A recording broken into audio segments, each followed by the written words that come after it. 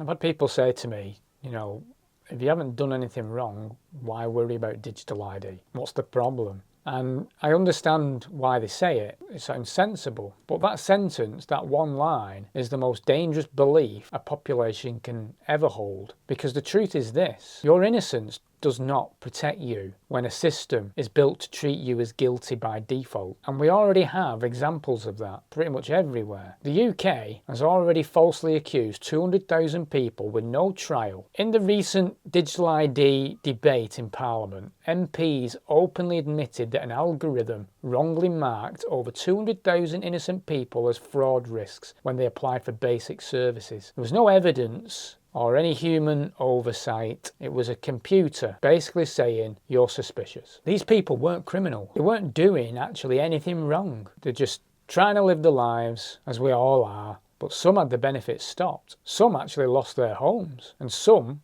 were pushed into poverty because a machine made a mistake, and the system doesn't care at all. So if you've done nothing wrong, tell that to the 200,000 innocent people who were punished anyway. And let's look at India. People have actually starved because biometrics have failed. In India, millions of people rely on digital ID, to collect food rations and pensions. And when the fingerprint scanners failed, and when the facial recognition cameras didn't recognise someone, and when that system went down, ordinary people, mothers, grandparents, were all denied food, denied money, denied medicine. There are documented cases of people literally starving to death because the machine said their identity didn't exist. They hadn't done anything wrong. They were just victims, again, of a system. And hackers don't care if you're innocent either. Criminals in India managed to access millions of people's biometric data, fingerprints, iris scans, identity numbers, etc. And once someone has your biometric information, you can't change it. You can't reset your fingerprint, can you?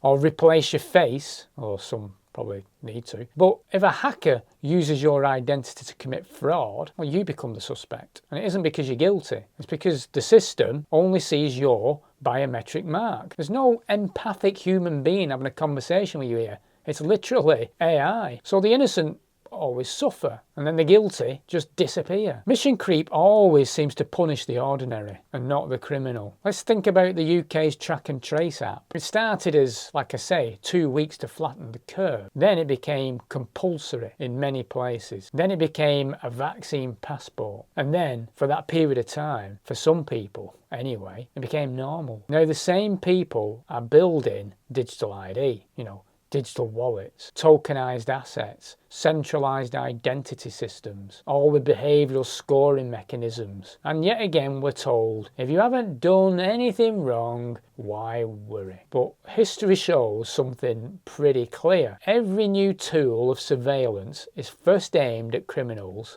and then everyone else. Council tax arrears, a late payment, an incorrect form, applying for benefits, running a business, owning property, driving a car. All of them will eventually pass through the digitalised system that they plan. And the moment there's a glitch in that system, or if you disagree, or maybe you fall behind on something, the algorithm will flag you and your access is restricted. And it isn't because you're a criminal, it's because the system makes no distinction at all. The whole if you've done nothing wrong becomes a trap. Imagine a world, and we're heading there, where your food shop requires a digital token, or your travel requires a digital token, or your pension requires a digital token. And let's be honest, the way things are, and look into it, your property ownership is going to be tokenized, and your money is going to be programmable. And that, with the system, your identity is verified through an app, so your access